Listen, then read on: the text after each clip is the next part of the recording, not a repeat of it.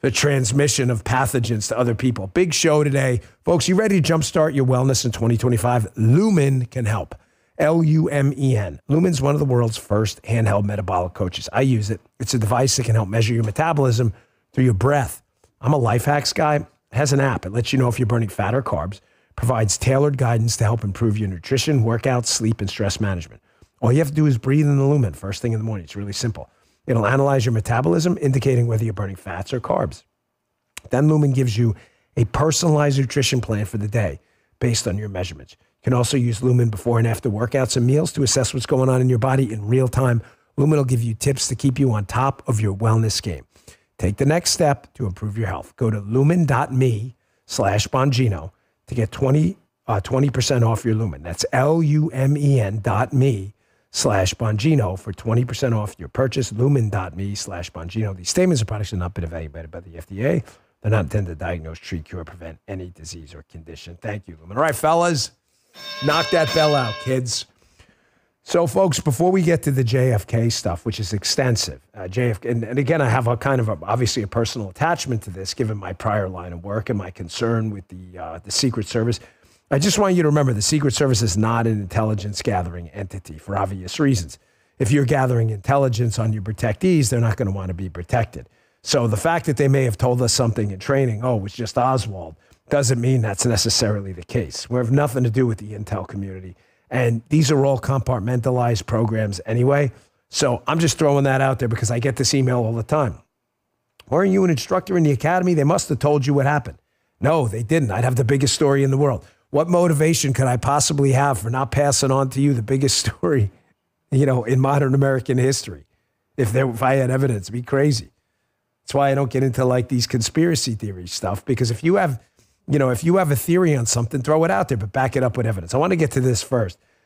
Trump yesterday, folks, the winning is just piling up. I mean, Donald Trump is going for it right now.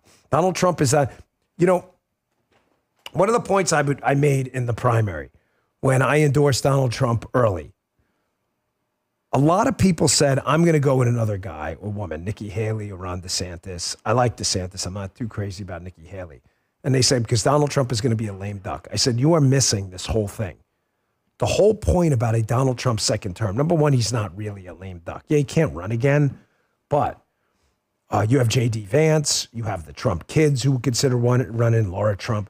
His political dynasty is not over. So he's not technically he's a lame duck, but de facto, he's not a lame duck, right?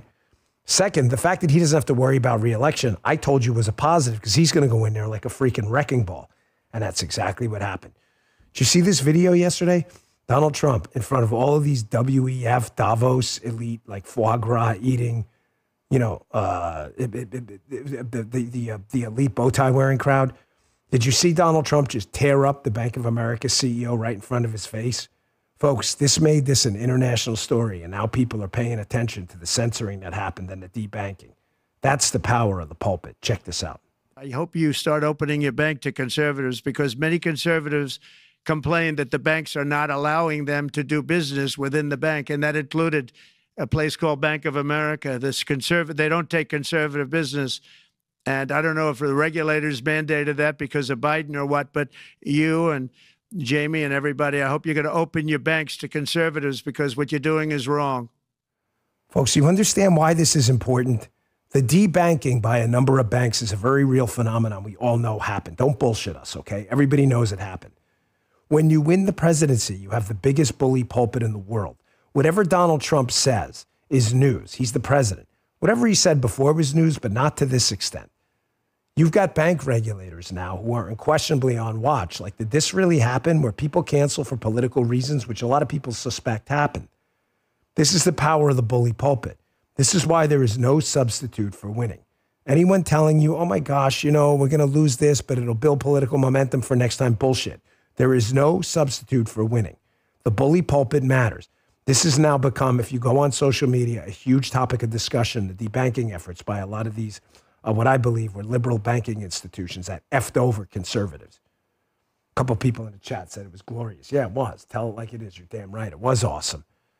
This is the benefit of having a, quote, lame duck president.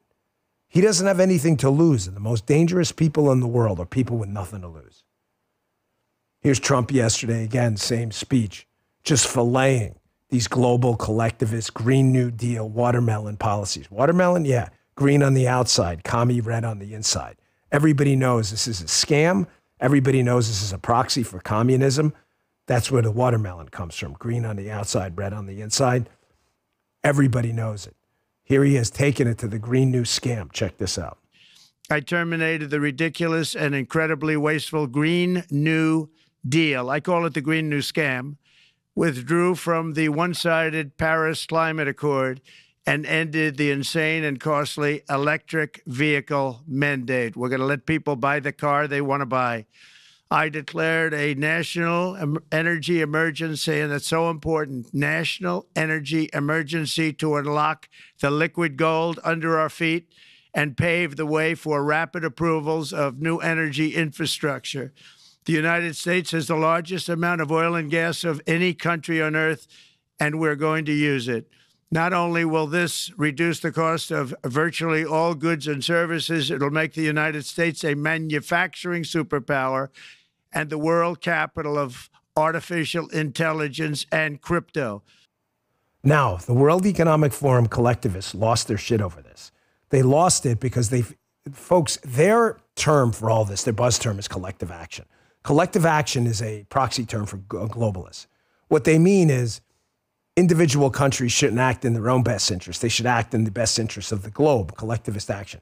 Of course, that's ridiculous because different countries have different governing systems. Some of them are totalitarian, authoritarian. The United States needs to take care of the United States first. But because the United States is the richest country in the world, because of our system of our constitutional republic and our entrepreneurial free market system, the collectivists around the world hate us. So they want this leveling equity bullshit where they take all that, they basically take the spoils of our hard work. It happens not just at the individual level where people want to tax, the so-called rich to pay people who don't work. It happens around the globe too. That's what they mean by collective action. I want you to watch this WEF elite here, losing her shit over this. They're in full panic mode. And I want you to listen at the end where she says, hey, the best thing we can do is ignore this stuff. You're going to ignore the United States? Are you sure? Be careful what you ask for.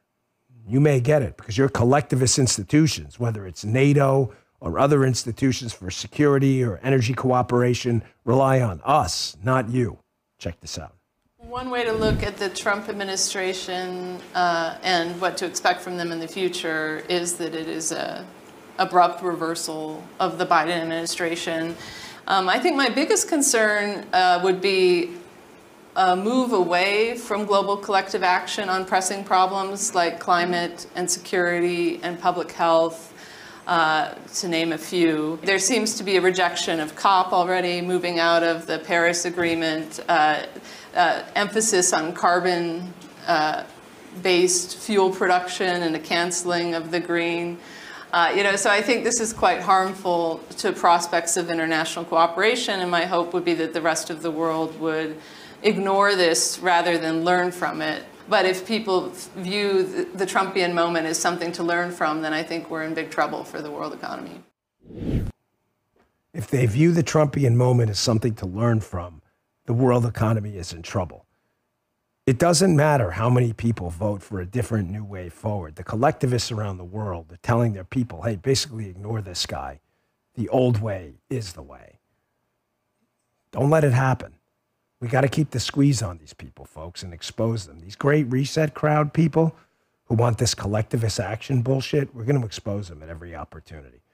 So let me get back to what I was talking about in the beginning of the show, the JFK, RFK, MLK files. Here's a video of Donald Trump saying he's going to release these. I want to discuss a very specific problem with it, though, because Tulsi Gabbard at the ODNI, Director of National Intelligence, has not been confirmed yet. So we have a problem. If you listen to some of the Mike Benz, Mike Benz, our deep state specialist, if you listen to some of his audio on his X feed, he was doing a bunch of interviews, and he was saying that the person in charge right now at the ODNI, the acting, is basically a DEI person who is a holdover from the prior administration. So if she's responsible for the declassification, ladies and gentlemen, good luck on what you're going to get. I'll tell you what I heard. I'll tell you what I think they're hiding. And I'll tell you why it matters, most importantly. It's a very sensitive topic for me. Check this out. Lastly, sir, we have an executive order ordering the declassification of files relating to the assassinations of President John F. Kennedy, Senator Robert F. Kennedy, and the Reverend Dr. Martin Luther King Jr. That's a big one, huh? A lot of people are waiting for this for years, for decades.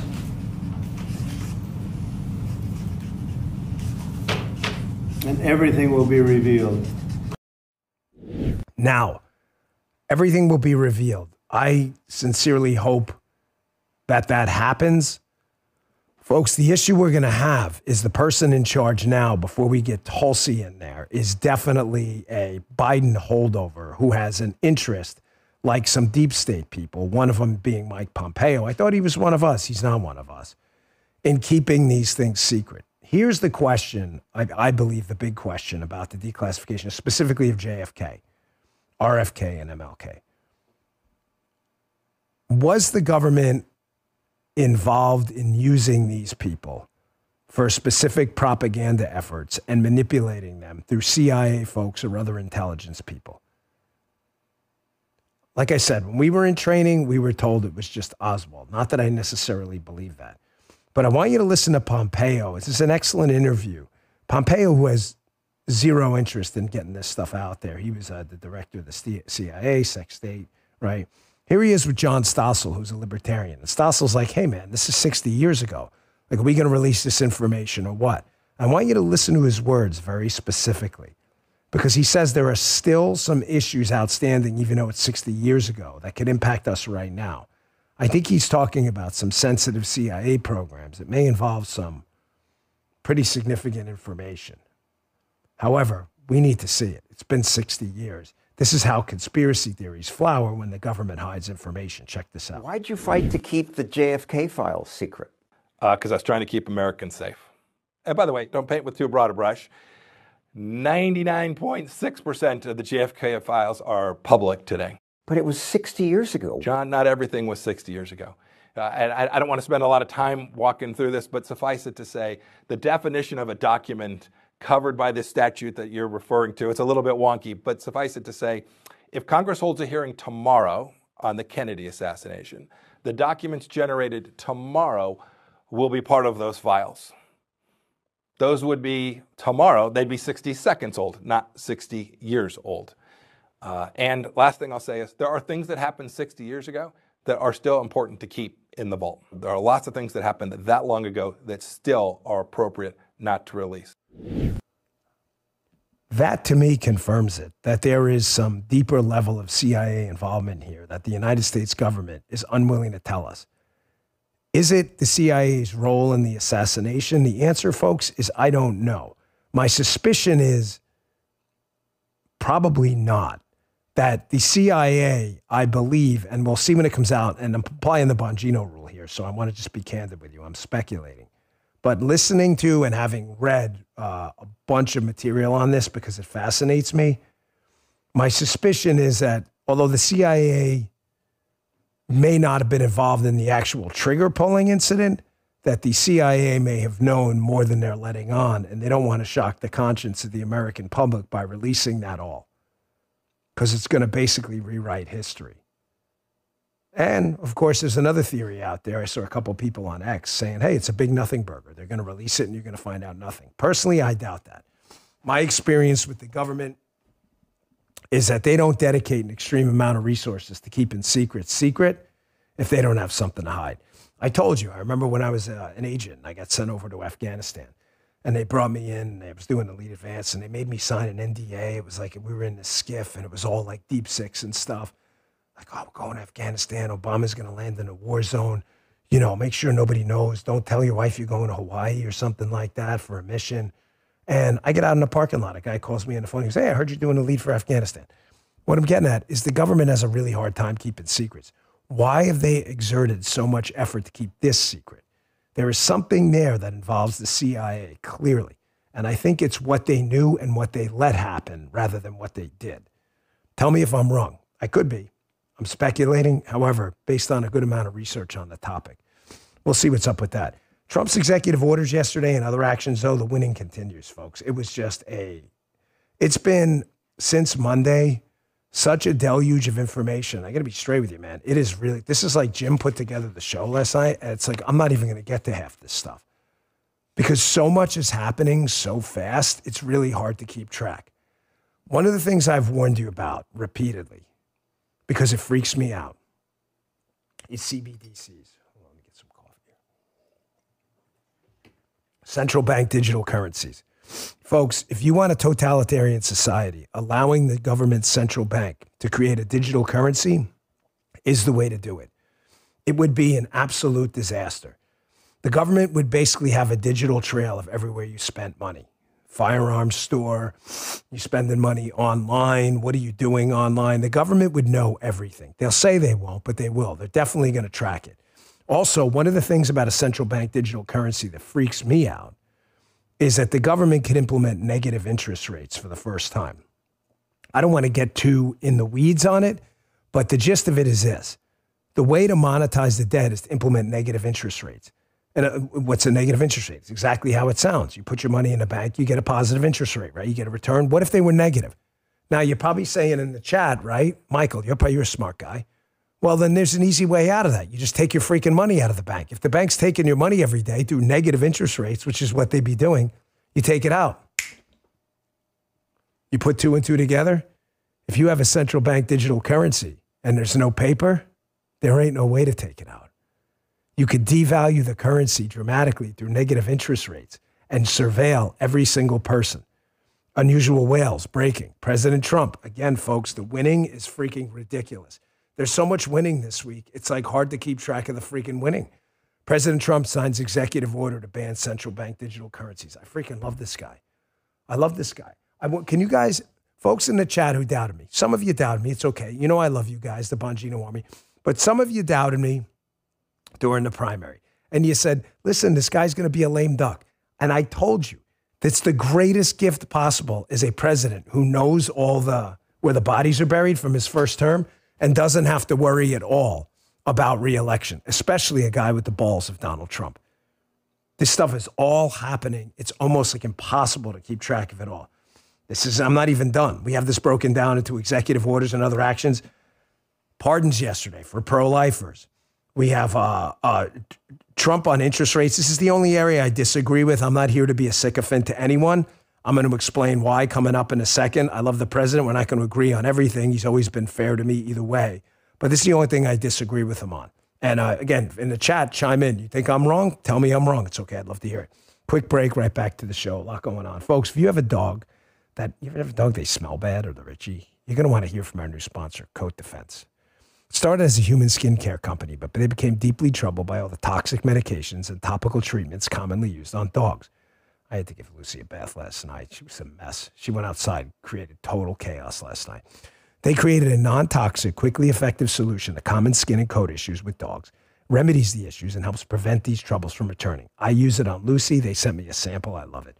Give your dog a happier, longer, healthy life. If your dog's itchy and all the pills and shots aren't helping, Coat Defense works because many itchy dogs, they have an overgrowth of yeast on the skin, in the folds, paws, or inside the ears. You've seen it, which can clear up in a day or two using Coat Defense in their products. So order it today. We use it on Lucy. We love it. You can save 15% on your first order at coatdefense.com and be sure to enter code DAN when you check out. That's code, common spelling, C-O-A-T. Coatdefense.com for 15% off. Enter code DAN. Support our sponsors, folks. They're very good to us. We pick them wisely. Help give your dog relief and avoid those expensive vet visits. Coatdefense.com, 15% off. Something better for your dog. Okay, back to the show. It didn't end there. Donald Trump not only pardoned the people involved in J6, which was unquestionably a weaponization of government in the process.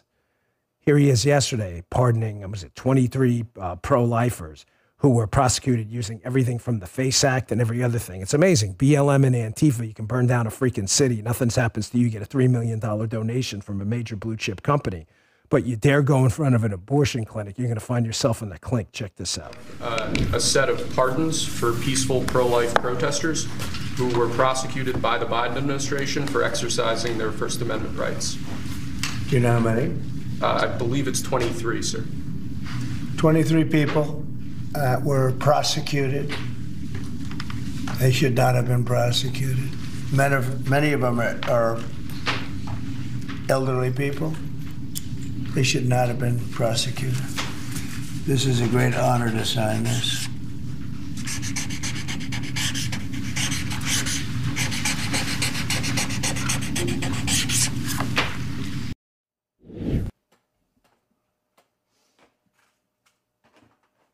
You see it? I notice this is catching some steam online. My Rock'em Sock'em robots, if you're wondering where the other guy is, he's gone. So he's going to have to fight himself. We threw him on. I think he broke. Folks, this is the way you do it. Rock'em Sock'em. Keep punching. Sorry, it was a little late. I feel good today. I ask you, I'm like, do I sound a little like low energy? I'm sorry. I promise you, I feel great. I don't mean to sound that way. It's just my voice is struggling a little bit from the inauguration fungus. Is that what that is? I'm wondering what this freaking new emoji is because I'm blind as a freaking bat. Is that Rock'em Sock'em Robots? Yesterday, that thing was filtering through the live chat. And I'm like, what the hell is it? I thought it was the Fugazi. So that's Rock'em Sock'em. This is what he's doing. They're still hung up on, did you see the Marjorie Taylor Greene video, by the way? It's on my X feed if you want to see it. They accost Marjorie Taylor Greene up in Congress about the J6 thing. They're still upset about that. And what does he do? He pardons pro-lifers. He keeps hitting them, and he's not letting them get their sea legs.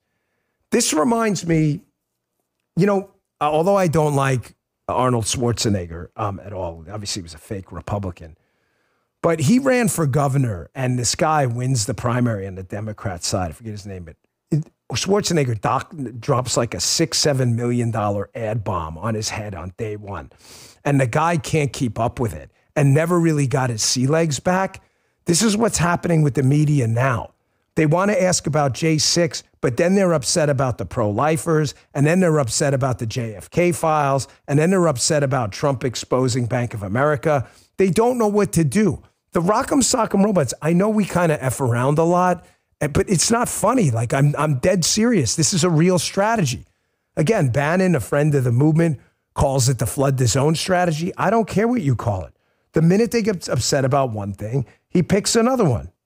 Here is the one thing, because Donald Trump and I don't agree on everything.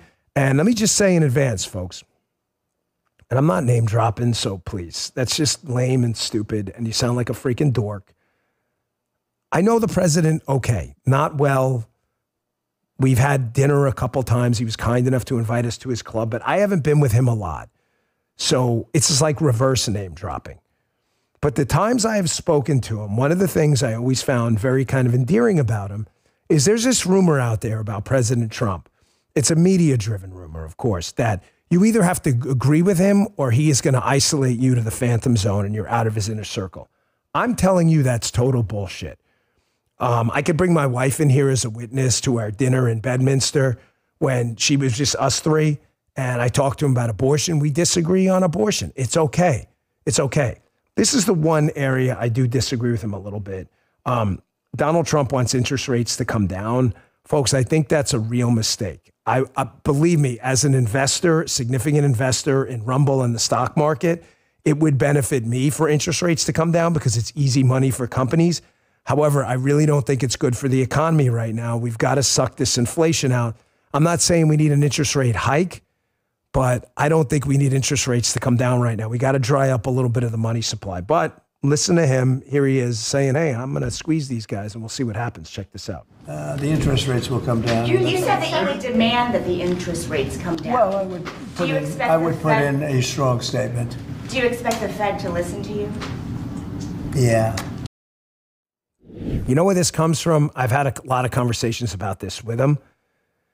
He's a real estate guy and he's a business guy. And obviously as a business guy, I'll just ask you a simple question, folks. You're a business guy. You have to take out a $10 million loan to build up a property you renovated. You want to pay 5% interest on the loan or you want to pay 10%? Okay, thanks. 5%, correct? That's where this comes from because he's a business guy. I don't fault him for it. I'm not mad at him. I just think it's a mistake. If we push interest rates down and inflation explodes, he's going to have a far bigger problem to deal with. Because, folks, as you've seen with inflation, he's like, shut up, right? Do I have to shut up? Tell me to shut up. I mean, am I good? Okay. Folks, is this annoying? I know these economic segments, people hate them. If interest rates come down too much and money starts flooding through the economy again and inflation ticks up to 5-7%, we're going to have a lot big problems to deal with, okay? You don't want to pay $72 for cat food. That's why. The only area I disagree, I think we should stop. I think we should definitely chill on that. Okay, moving on. Here's another thing I would like Donald Trump to really get on right away. I know he's looking at it. I know his team is looking at it. They were all over this. Folks, the European Union is totally effing us over. They're effing us at the drive-through, Leo Getz style. They are screwing us over. I've seen it with Rumble. I don't know if you know this, but the European Union is pushing this misinformation and disinformation laws. And that's why Rumble is not in a lot of foreign countries. We're not in France. We're not in Brazil. Because Chris from Rumble, Pavlovsky, who I admire greatly, Chris was told by foreign countries, hey, you need to censor this stuff or we're going to pull your site down. You know what Chris said? Double-barreled F you. We're pulling the site down in advance because Chris is a good guy. And thank you for Rand Paul for the shout-out for Rumble, saying that the whistleblower, Chia Morella, that the only place you were allowed to talk about that was Rumble. And that's correct. Thank you, Rand Paul, for the shout-out. Bottom line, we have to fight this right away because American tech companies are going to be destroyed. True Social, Rumble, and others if this EU censoring continues. Here's Mike Benz on the depth of the problem. I know the Trump team's on this. They're going to squeeze on it, but it's important we move quick. Check this out. Right now, as we speak, the National Endowment for Democracy is a signatory to the EU Code of Practice on Disinformation. I'll say that again. Trump's probably most pernicious CIA cutout, being funded by the federal government as we speak, is still a proud signatory to a European law forcing U.S. companies to censor whatever the EU says is disinformation. That has to be ended immediately. There should be no U.S.-funded NGO, no third-party group, no government blessing whatsoever. We need to be declaring war on the Digital Censorship Act. Sorry, the Digital Services Act. Anyone who is endorsing that cannot get a single dollar of U.S. government grant or contractual support, and we need to route this out, root and stem. So the fact that Biden had government agencies and pseudo-government agencies work with the U.S. with the EU government in order to kill U.S. companies, that dark age is over. We're here for the golden age now. Folks, I want you to look this up. I'm not one to assign homework, okay? I'm not your school teacher. I'm not your preacher, your imam, your rabbi, or anything. But if there was a homework assignment and you were interested in it, I strongly encourage you over the weekend to look up the DSA, the Digital Services Act. It is a big deal. It is a means for European Union countries to shut down tech companies that don't censor. It is a huge deal. And we need the Trump team, and I know they're on it, to battle this thing full force. By the way, thank you to everyone who leaves tips in the chat. I just want to say in advance, totally unnecessary.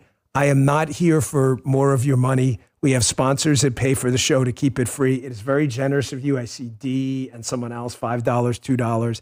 I am the one guy here not asking you for money. You don't have to tip here at all. Of course you don't have to. I appreciate it, but it's totally unnecessary. We're doing A-OK. Save your money. I deeply appreciate it. It means the world to me.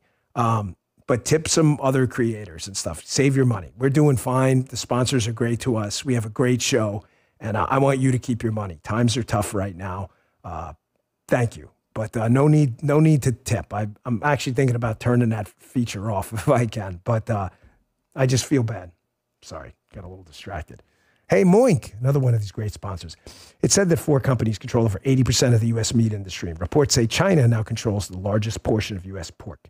These companies use mob-like tactics to crush American family farms. And with the additives they're putting in our food, Americans are stuck with sketchy meat. So what can we do about this? A company I've been following for a long time. Moink. They're going to take care of you, family farms, and your family's food security. Their business is simple. Moink's meat comes from animals raised outdoors, where a pig is free to be a pig. Farmers are given an honest day's pay for an honest day's work. I spoke to the owner of the company. She's an amazing lady. They deliver meat straight to your doorstep at prices you can actually afford. Born, raised, and harvested right here in the USA. Support American family farms and join the Moink movement today. Pick up some great tasting meat at moinkbox.com/Bongino now and get free wings for life. They're the best wings you'll ever taste for free. Check them out before a limited time. spelled Moink, M-O-I-N-K, moinkbox.com/Bongino. That's moinkbox.com/Bongino. The meat is absolutely amazing. And our last sponsor today, Tax Network USA. Is your risk high that an IRS agent's about to show up at your home over unpaid taxes or unfiled returns, or that the IRS may freeze your bank accounts? Listen, understanding your IRS risk levels help you decide how quickly you need to act. So take my advice and find out. Call the experts at Tax Network USA and share your situation. They'll advise if they believe your risk level is high, moderate, or low. It's a free service for my audience, and it's 100% confidential. If your risk is high and you want to resolve your IRS problems, Tax Network USA will take steps to help you do it. Nobody knows the IRS better. In fact, Tax Network USA is a preferred direct line, so they know which agents to deal with and which to avoid. They've resolved over $1 billion in tax debt, so whether you owe $10,000 or $10 million, their genius strategies are designed to quickly settle your tax problems. Discovering your current IRS risk level is free, fast, and confidential. It's a smart first step in solving your tax problems. Call Tax Network USA at 1-800-958-1000. That's 1-800-958-1000, or visit tnusa.com/Dan. tnusa.com/Dan. Thanks, Tax Network USA. All right, they were coming fast and furious yesterday, ladies and gentlemen. All of them. These EOs, these other actions. Donald Trump is in the FO portion of the round, and find out. I'm happy to see it. Yesterday, however, a federal judge in Seattle blocked, at least temporarily, President Trump's attempt to rescind birthright citizenship to illegals per the AP.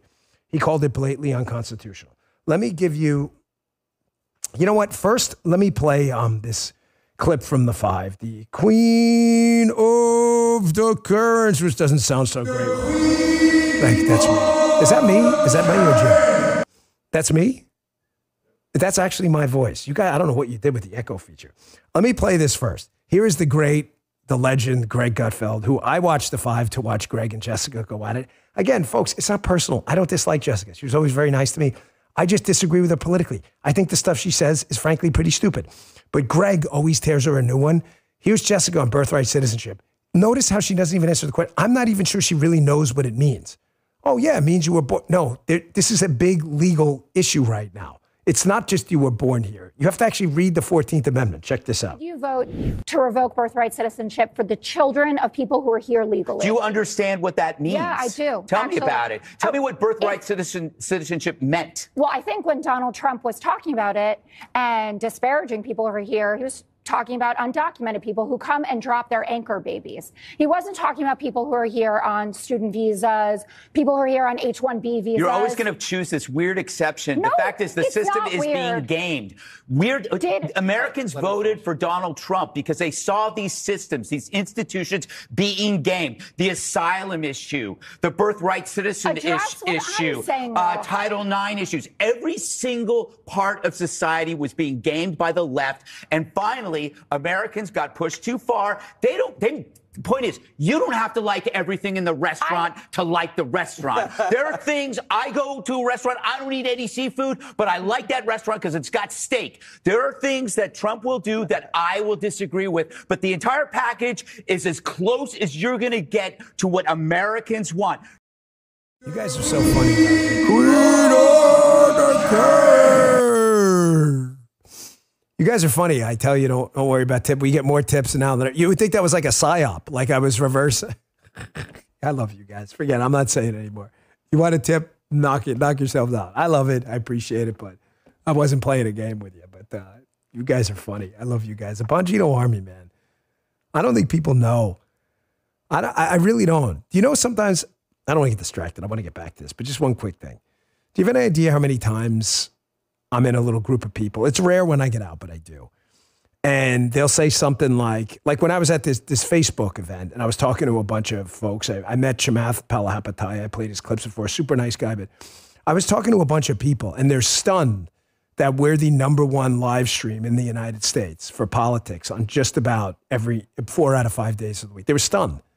They have no idea how powerful this Bongino Army is. You guys are amazing, and I want you to know I appreciate it. Here, getting back to that, Greg is accurate, and Jessica, of course, is not, the Queen of the Karens. Ladies and gentlemen, birthright citizenship by the 14th Amendment, as always, there's a clause in there, subject to the jurisdiction thereof. Now, there is an open question. I want you to remember these two terms. You want to sound smart in your group of legal friends? Ask them if there is a difference between political and territorial jurisdiction and watch them spin their wheels. Territorial jurisdiction would be the idea if you're born in the United States under any conditions whatsoever, you are in fact a citizen.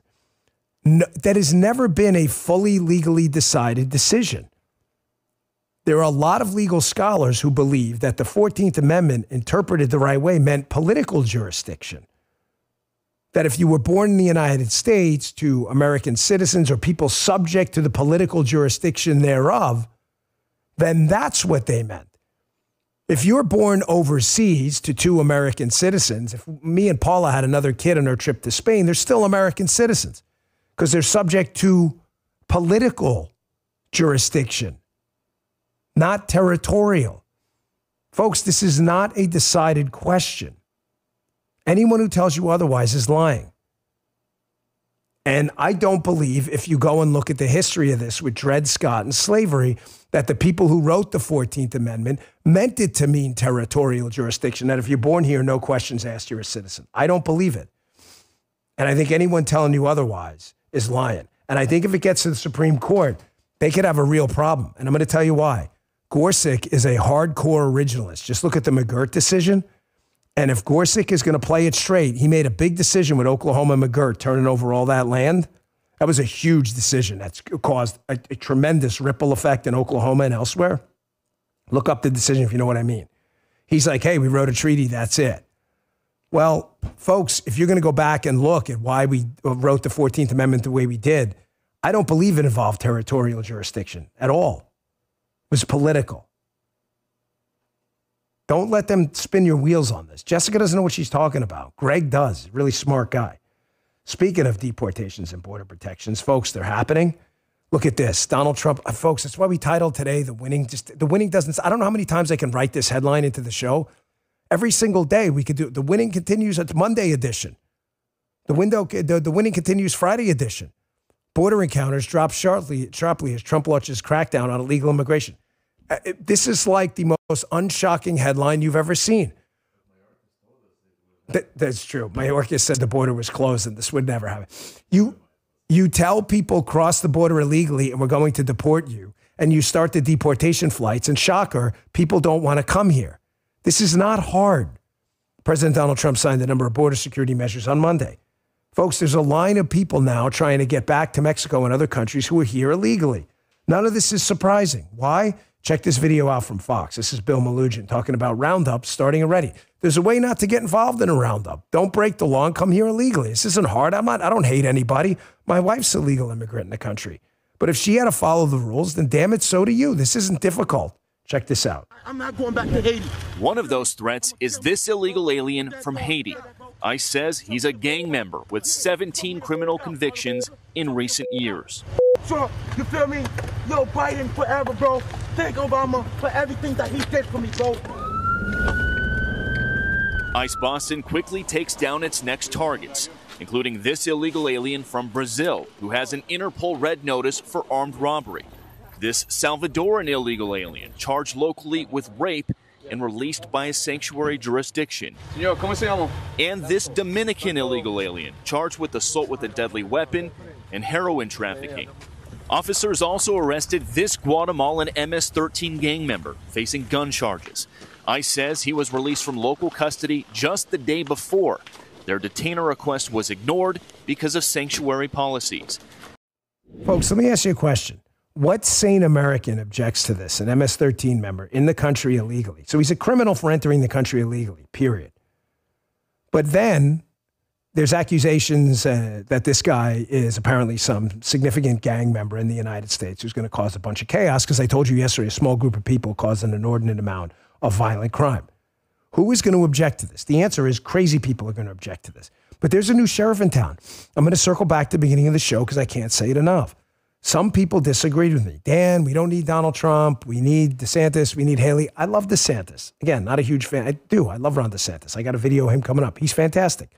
I just didn't think it was his time, period. D, how much did that bother me? We had all these DeSantis. I'm like, guys, I love the guy. It's just not his time.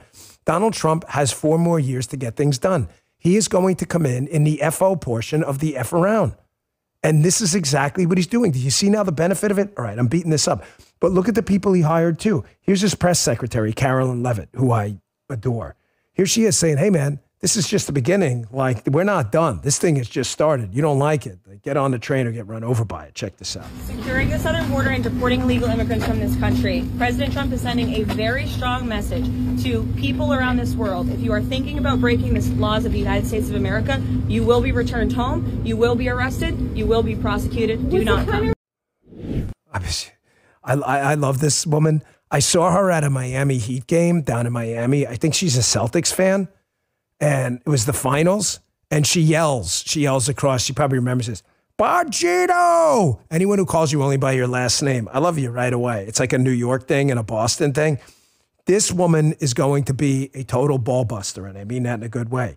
This is what's happening right now. Now, I want you to notice something. In addition, here's a couple of the educational portions of the edutainment portion of the show, educational entertainment.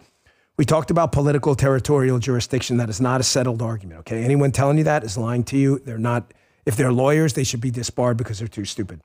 Another thing I want to address is it's interesting. Now, I know the left isn't a hierarchy and they don't care about hypocrisy, but it's still up to us to propose to the normies out there and to show them how hypocritical the left is.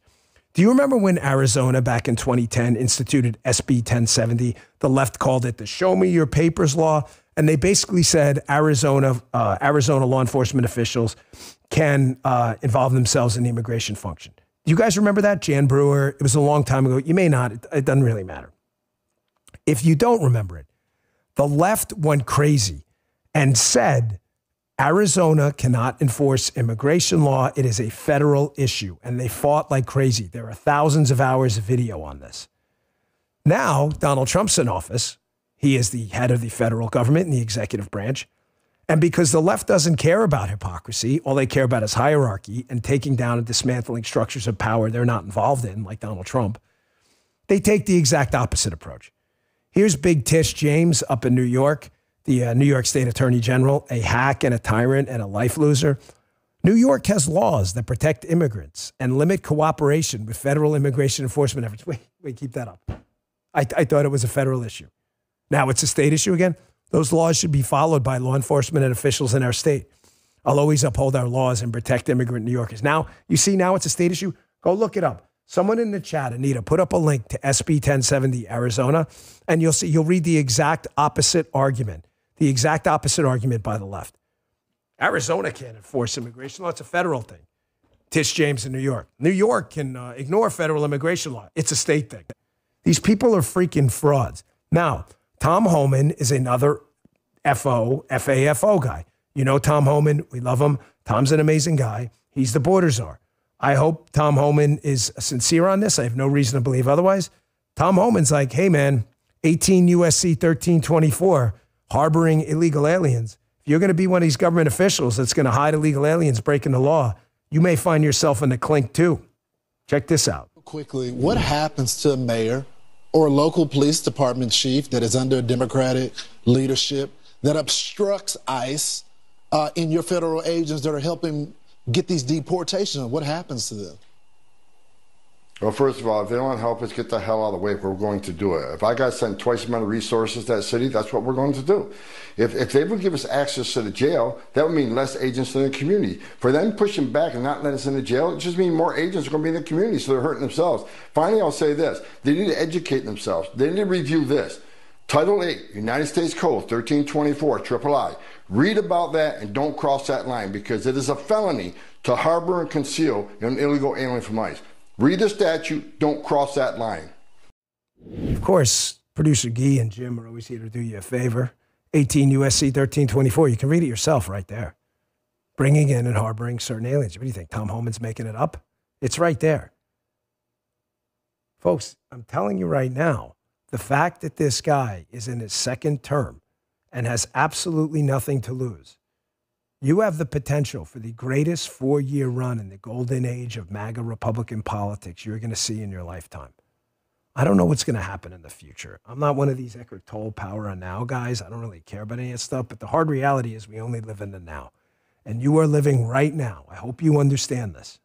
You guys get this in the golden age of MAGA politics.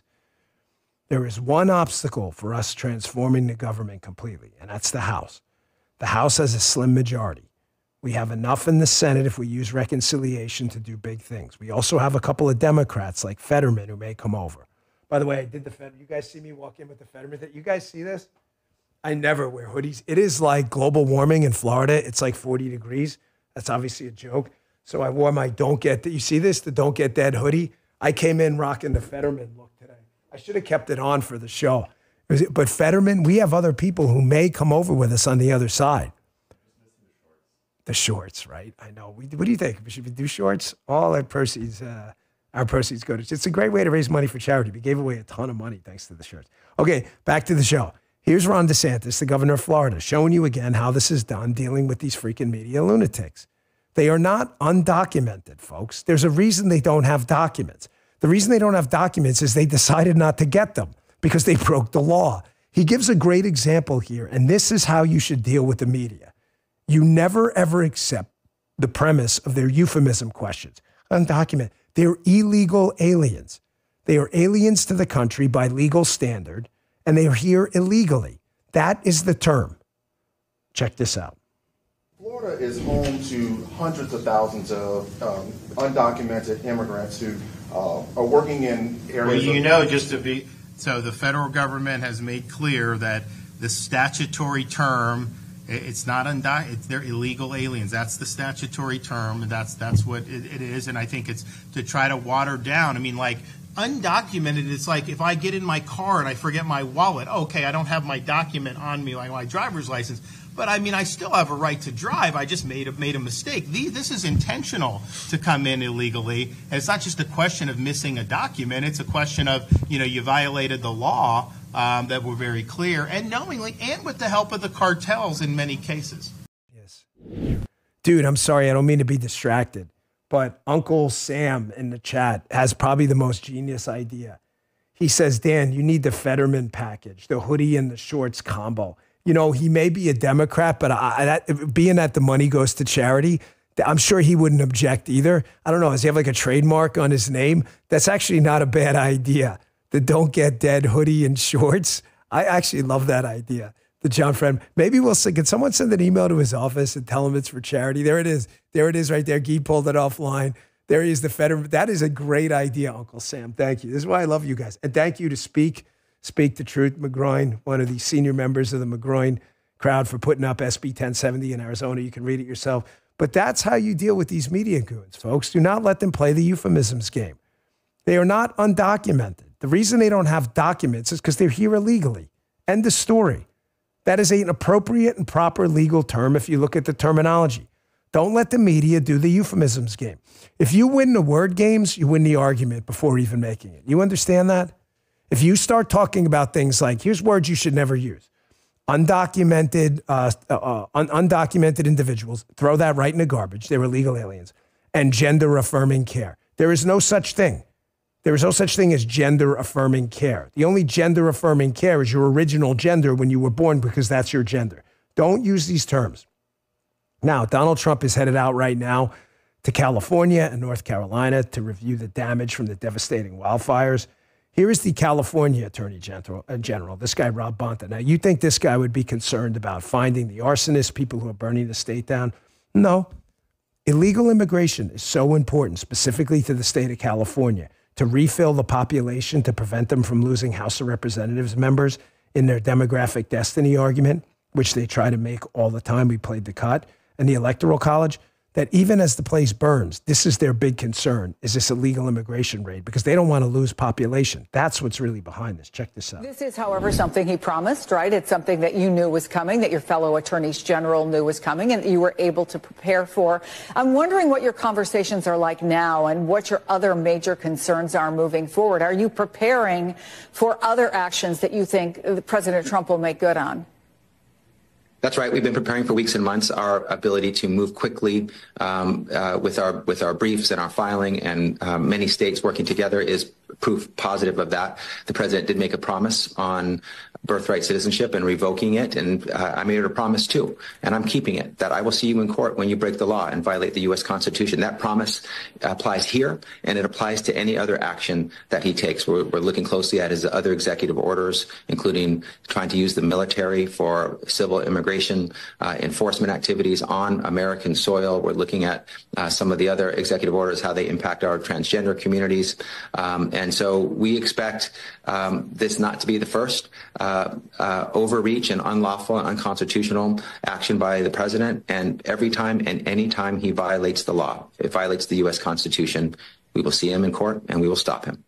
Again, a couple points here. Number one, you see how this clown joker from California, the Attorney General Bonta, is now back to immigration as a state issue again when they made the exact opposite argument with SB 1070?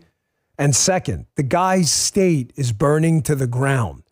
Billions of dollars in property damage. Entire neighborhoods wiped out. You've got arsonists potentially behind some of these fires. And what's this dipshit involved in?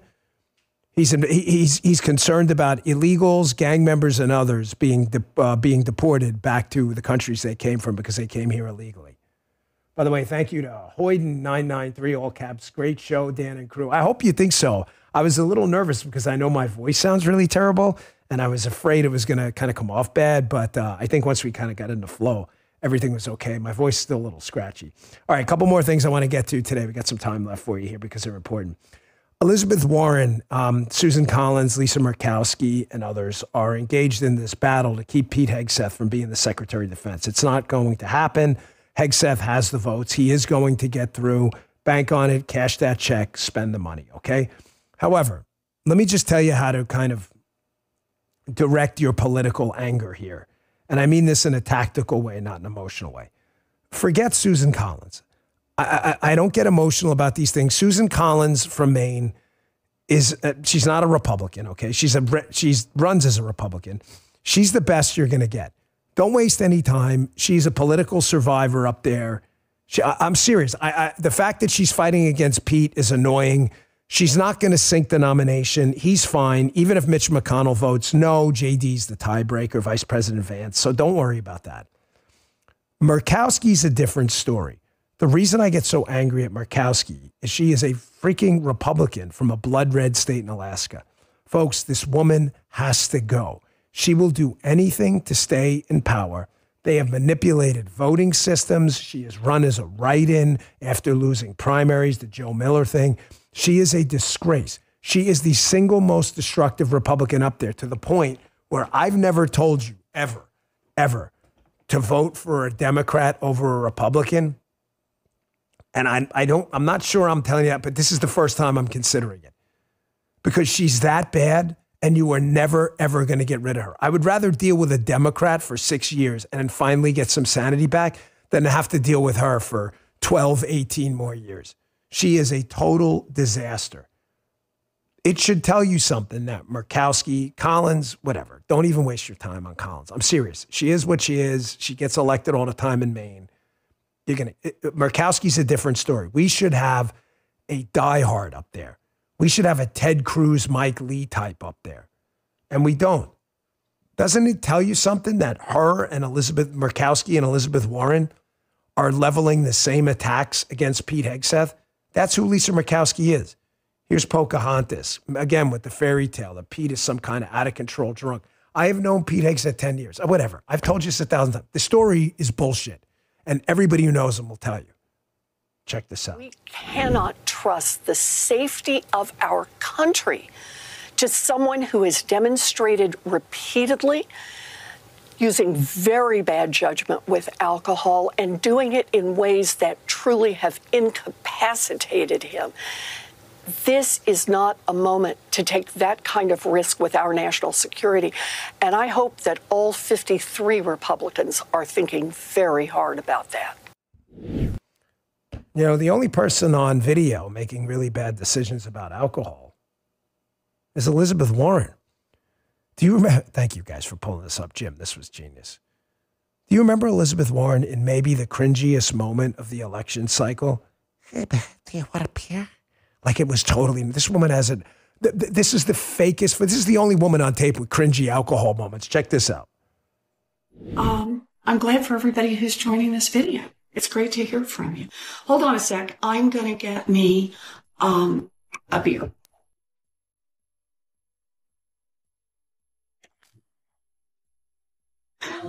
Hey, Glover, my husband Bruce is now in here. You want a beer? No, I'll pass on the beer for now. You sure? Okay, say hello. Yes. Have you ever seen that video? The freaking cringiest thing. I love when she asked her husband, "Hey, you want a beer? I'll pass on the beer." She, by the way, she looks like the twist off thing is hilarious. It was probably a pop off top and she didn't even know or something like that. The woman is a total mess. If you're agreeing with Elizabeth Warren and you're Lisa Murkowski from Alaska, you're probably doing it wrong. Folks, the woman is a disgrace. She is a total mess. And to the citizens of Alaska who listen to my show or on the radio over there, please, you have got to get rid of her politically. She needs to be removed from that office. She is terrible. She kills the Republican cause in what should be a blood red seat. That's an easy vote for Pete. Shameful. Folks, thanks for tuning in, tolerating my destroyed vocal cords. The inauguration funk caught us all. I hope Andrew Klavan feels better. I saw on Daily Wire on X, he said he was taking a day off for the first time in a while. But a lot of people, I think, standing out in the cold. By the way, the cold weather doesn't really cause colds, but you tend to touch your nose more because you get a lot of like mucus and everything. So I think that's what happened. You shake a bunch of hands, you're touching your face, you get all sick. So everybody came back sick with the funk from the inauguration. Michael thinks it was a Joe Biden bioweapon sprayed above the city. So all of us came back with the funk. But Michael, unbelievably, he like must have an immune system like freaking Wolverine. He was like sick for a day and that was it. Poor Evita's dying. Did you see her on her show today? She's like coughing up a storm. She had to apologize like 1,000 times, but she banged out a great show. I feel good. Big show today. Listen, I got to share something with you. When Donald Trump won in 2016, my podcast was not nearly as big as it is now. And I wrote this article. I used to write for Conservative Review. And I wrote this piece. I wrote it in the airport on the way back from D.C., and it was a thank you. Now, it was a half-hearted, kind of sarcastic, wise-ass thank you, because I wanted to thank all the people who helped Donald Trump get elected. I would like, if you guys are okay with that, to repeat that show again today after covering some breaking news in the beginning. And the first thank you is one, and when I say thank you, dreaded air quotes, one, Barack Obama. No, did I sleep well? It's crazy. Why do you think I slept well? Maybe I took some Beam Dream Ghee always see Jasmine. We got Jasmine here today. Jasmine is our new business manager. We love Jasmine. She's amazing. She started yesterday. She's watching the show. So Ghee does this little stunt when I talk too much where you got to get to the spot. He asked me if I slept well. I did. The ultimate sleep refresh, Beam's Dream Powder. Get up to 45% off for a limited time at shopbeam.com/Bongino. Use code Bongino at checkout. Today's show also brought to you by our good friends at ExpressVPN. You ever feel like you're being watched on the internet? Unfortunately, you're not just being paranoid, right? You're not paranoid if it's actually happening. These internet service providers can see every single website you visit. In the U.S., they're even allowed to sell your browsing history. You're the product. You think it should be illegal? Well, I agree.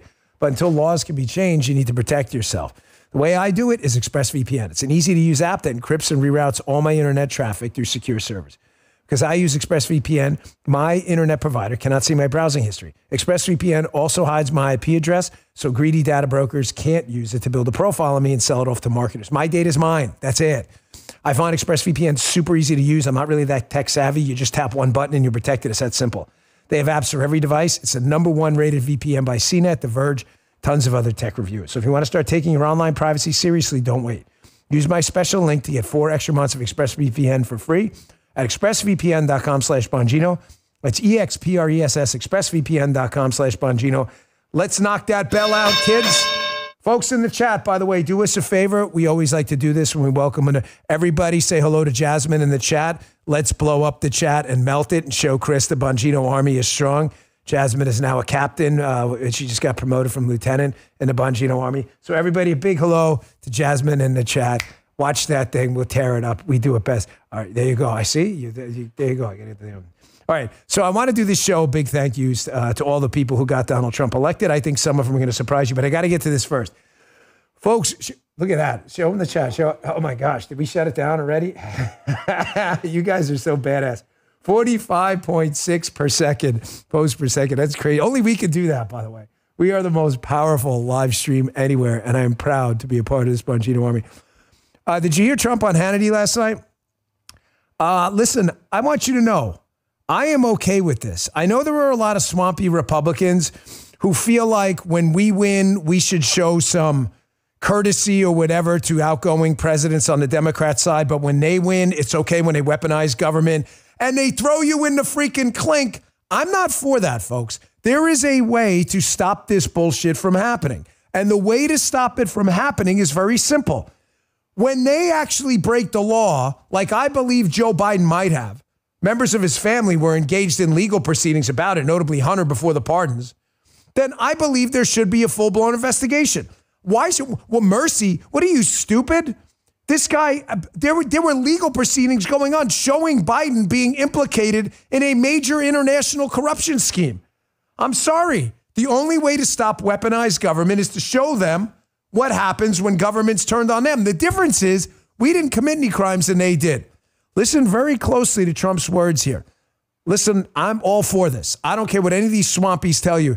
If he's ready to go after Biden, I'm all in. Check this out. I went through 4 years of hell by this scum that we had to deal with. I went through 4 years of hell. I spent millions of dollars in legal fees, and I won. But I did it the hard way. It's really hard to say that they shouldn't have to go through it also. It is very hard to say that. Because they should have to go through it. Folks, how else do you think the Democrats are going to... Let me ask you a simple question. Because a couple of people from the media reached out yesterday. A guy was nice, so I'm going to leave his name. He wasn't like a really bad guy, but from a left-leaning outlet. I'm considering talking to him, so... but wasn't mean or anything. But I know you're watching my show. So to the left-leaning media people out here, what lesson do you think Joe Biden and the Biden crime family take from this? The son was knee-deep in, without question, what appears to be an international influence peddling scheme. If you think otherwise, you're too stupid to talk to, and I really can't help you. The influence peddling campaign was designed to sell access to Joe Biden, who was a senator, the vice president, and the president. That's clear as day. We leave office, Donald Trump gets charged with a fake fraud case with no actual victims. You got a lady up there lobbing charges at him who goes on CNN with one of the wackiest interviews I've ever heard. You've got Judge Engo run people out of New York trying to take all his property. And what? We're supposed to ignore all this? What lesson does the left take out of it? The lesson the left takes out of this is simple. There are no consequences for us. We can do whatever we want. And you idiots who are in charge, we're going to hit you guys and you'll do nothing in return. Folks, I'm not about wasting time. We got 2 years to fix this thing. But I'm glad Donald Trump is actually talking about this. Cutesy time is over. And this is what cutesy time is over looks like. I wanted to make sure we got past Inauguration Day before I did this thank you show. Because honestly, I was afraid something crazy was going to happen. We had all these problems with the Secret Service. I think we defeated them so soundly, the resistance kind of had the wind pulled out of their sails, but it's real. So I have a list of people to thank for Trump 2.0 coming up. But I want to get to this first because some things are going on right now in the media that if you're not following this show, you're missing. Folks, my Rock'em Sock'em robots, I would show you the... Folks, I broke it yesterday because, well, you didn't actually, they actually still work. You can stick them in there, but I was like, holy shit. Yeah, that was someone gave me a guitar. But I broke that's the guitar over there. Someone sent me a damn Bongino. It's actually pretty cool. It's green, though, which is a little weird. The Rock'em Sock'em robots theory is working. They don't know what to do. They're trying to focus on this mass deportation operation because they love illegals, and they're trying to show every single illegal immigrant that gets deported, oh, my gosh, look, they're crying. And they can't. Because then they got to move on to Pete Hegseth, and then they got to move on to Tulsi Gabbard, and then they got to move on to the war against DEI, which is really DIE. They don't know what it's a Rock'em Sock'em robots. It's not the Trump dance, but it looks like it. It is working. But the media is trying to refocus now, and I want you to be cautious. Get ready. This is an important part of the show. There are two things they really care about, and you'll see them if they have to. Sideline Hegseth, Tulsi, tax cuts. because they have to preserve the open border and they have to preserve their allegiance to DEI, okay? It involves two things. Electoral advantage with demographic destiny, bringing people into the country illegally. They've said it off. They can't have that stop. They'll never win an election again. You got it?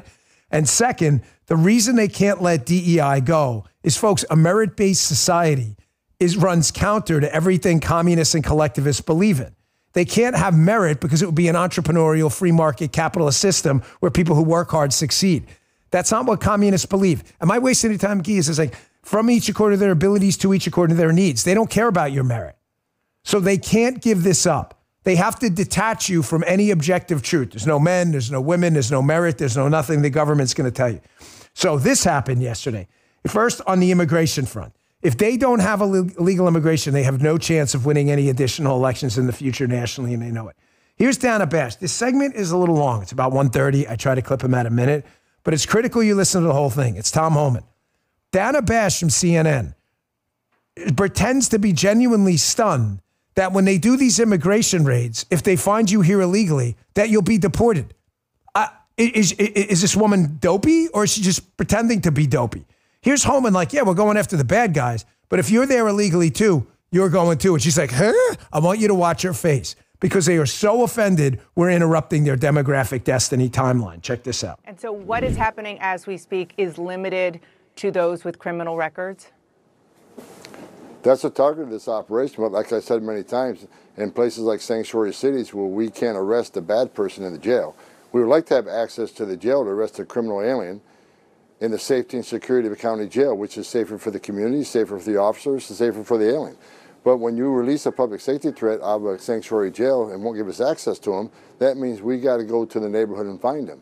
And we will find him. But when we find him, he may be with others. Others that don't have a criminal conviction but are in the country illegally, they will be arrested too. Because we're not going to strike, and this is the difference between the last administration and this administration. ICE is going to enforce the immigration law. There's nothing in the INA, the Immigration Nationality Act, says you got to be convicted of a serious crime in order to be removed from this country. So there's going to be more collateral arrests in sanctuary cities because they forced us to go in the community and find the guy we're looking for. Let me just make sure that I understand what you're saying, because at first you said that the first targets are those with criminal records, but you are also saying that those who are undocumented in the U.S., also who don't have criminal records, people who are working in their communities, maybe even have spouses who are American citizens, they could be swept up with ICE today as well? What I'm telling you is when we go find our priority target, which is a criminal alien, if he's with others in the United States illegally, we're going to take enforcement action against him. We're going to enforce the immigration law. Why does she need that explained to her twice? Is she unaware that we have an immigration process that if you violate it, you've actually broken the law? The answer is, folks, she's not stupid. I wish I could tell you that. It's easy. Oh, she's dumb. She's not dumb. She knows that. She's pretending to be dumb because this is part of the Democrats' long-term demographic destiny plan. They are losing people from blue states. They are moving to red states. It's creating a real conundrum for them because the House of Representatives is based on state population. As red state populations in Florida and Texas explode, it gives Florida and Texas massive power in the House of Representatives. The Democrats may never win the House again if the population continues to move to red states. The Electoral College is also based, that votes for the president, is also based on population. The number of Electoral College votes you get is the House of Representatives members you have plus 2. You see what happens here? 2 out of the 3 branches of government are almost entirely determined by illegal immigration if they can't backfill the population of blue states. Folks, it's not a conspiracy theory, man. They talk about it all the time. If you doubt me, pause the show and go look up demographic destiny. You can watch the video we played 1,000 times of Democrats talking about it. Here's Homan again, who's, by the way, an amazing guy. I've known Tom Homan a long time.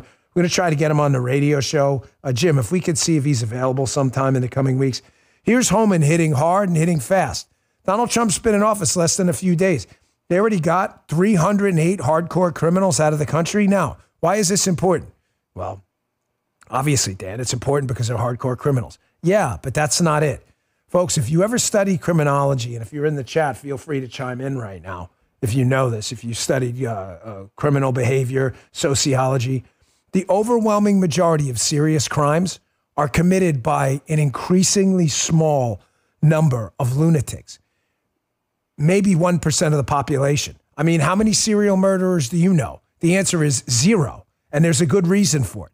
You get the crazy people out of the country, you're going to see the crime rate drop dramatically. Here's Holman hitting hard, hitting fast. They're getting the bad guys out of the country quick. Check this out. If you're in the country illegally, ICE can visit you. But right now, as we said repeatedly, and the President Trump's been clear, we're concentrating on the worst first, the public safety threats and national security threats. And just yesterday, in the last 24 hours, ICE arrested over 308 serious criminals. Some of them were murderers. Some of them were rapists. Some of them raped a child. Some were sexual assault of a child. So ICE is doing their job, and they're prioritizing just as the president said they would. So the ICE is performing excellent right now out in the field. I need you to do me a favor, ladies and gentlemen, because unlike some radio hosts, not the good ones, the Levins and the excellent radio hosts out there, those guys are amazing. I'm asking you to double check my work because it only adds to the relationship you and I have. It makes me more credible. And it makes you kind of want to tune in because you know the information is good and is accurate. Look up what I just told you. The overwhelming majority of serious crime, I'm not talking about petty thefts, not that that's not serious, but I'm talking about serious crimes, rapes, felony assaults, home invasions, are committed by an extremely small number of people. That's why broken windows policing works. You get 10 or 15 bad guys off the street. Those 10 or 15 bad guys were probably going to go on and commit 20 or 30 violent crimes before they got caught. You do the math. This stuff matters. And Homan's taking no shit. Another thing I told you about, I want you to focus on these two things because they are distracted. Rock'em Sock'em Robots is working, but they're going to need more. They're going to have to hit them with more because if there's two things the Democrats and the media apparatus cannot run away from, they cannot forfeit DEI because of the culture war on objective values, and they cannot forfeit illegal immigration or they'll never win again. They will try their damnedest to make this the focus. It's up to the Trump team to every time they start to nail down a story, start to distract them with something else because they want illegal immigration. But the DEI stuff is important too. The meltdown continues. Folks, the gender ideology stuff, there's no difference between a man and a woman. There are 7,000 genders, is so freaking stupid. Seriously, a child would understand how moronic this stuff is.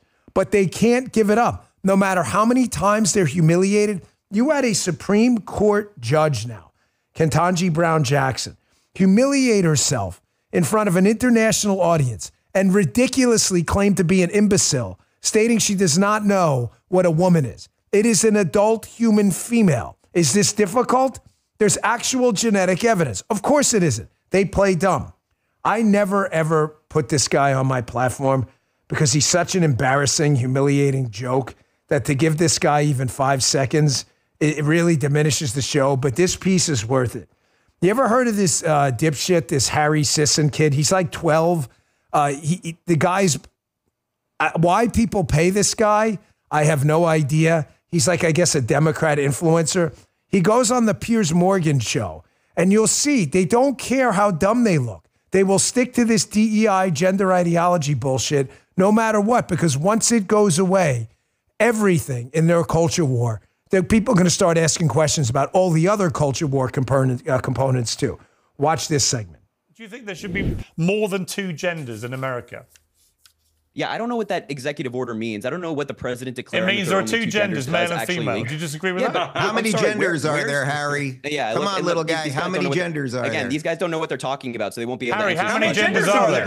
How many genders are there, Harry? How many genders are there? What's the legal? I'm gonna use Joe Biden's answers. At least 2. At least 2. That satisfies. Well, how many more are there than male, female? That's a TikTok answer. There's at least 2. Yeah. There's at least 2. Well, no, hang on. There's male and female. Kid is like human brain Donald rot. Trump says there's male and female. There are 2. Okay, Dave. How many more are there after male and female, Harry? There's at least 2. Now, anyway, let me get back to what How many more are there?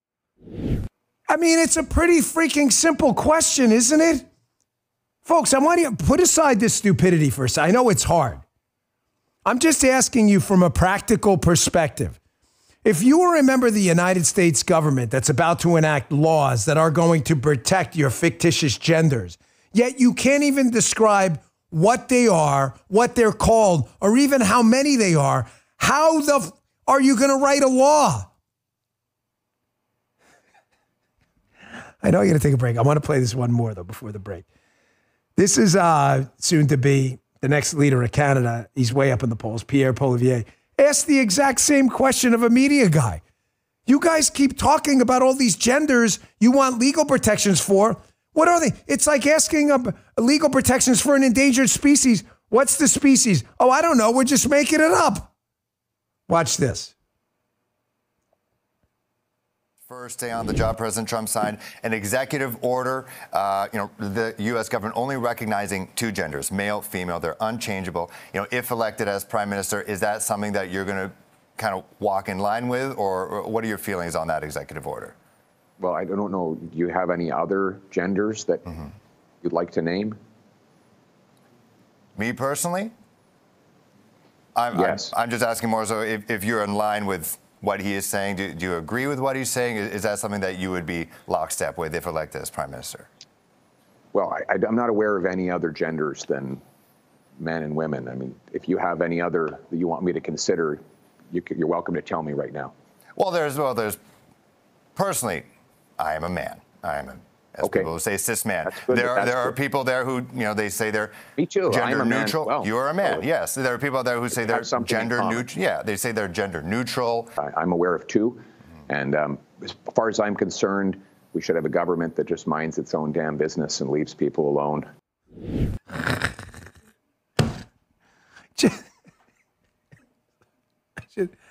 I'm trying not to laugh, trying to preserve it. You want legal protections for a specific gender class you have no idea exists. You can't name what the gender class is.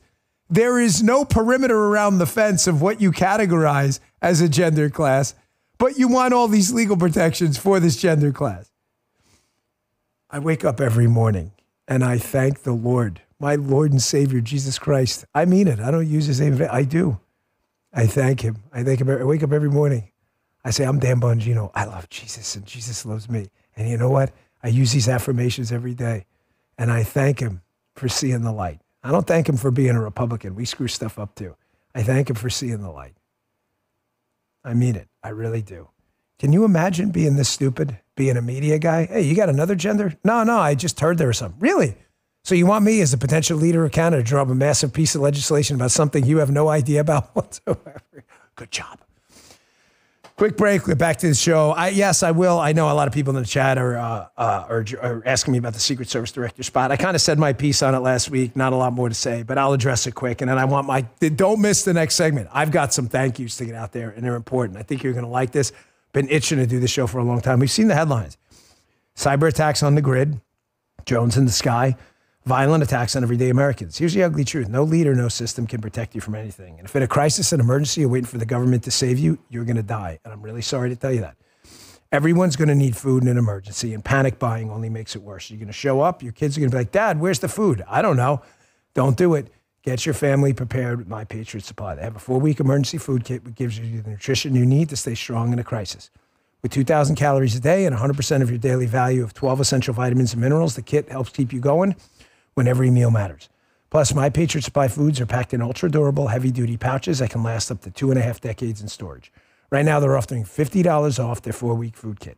So go to MyPatriotSupply.com now, grab yours for $50 off. Don't put it off. Now's the time to prepare.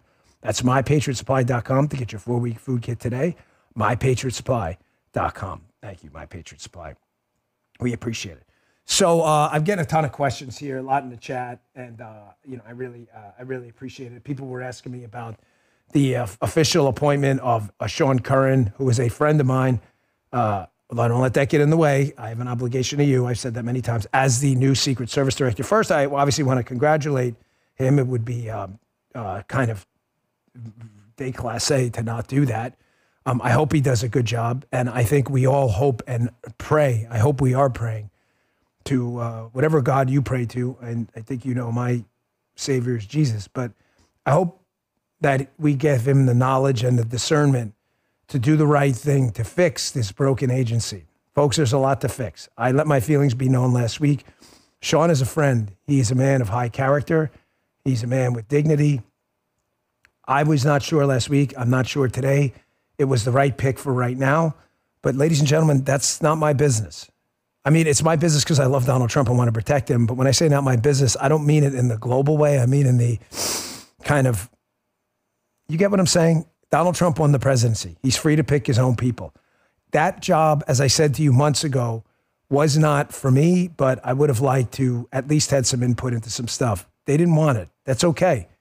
It is. I know you say, people say okay, trying to sound like it is. It's okay. They may have gotten the same advice from someone else and they didn't need it. I need you guys to understand that. So I wish him the best. He's a good guy. I'm just not sure he's the right guy for right now. I think he would have been great as a deputy, and you get some other kind of door kicker in there, because there are two things I'm going to be watching, and I don't care who the director is. It could be my father. If they don't happen, I'm going to be on it like white on rice.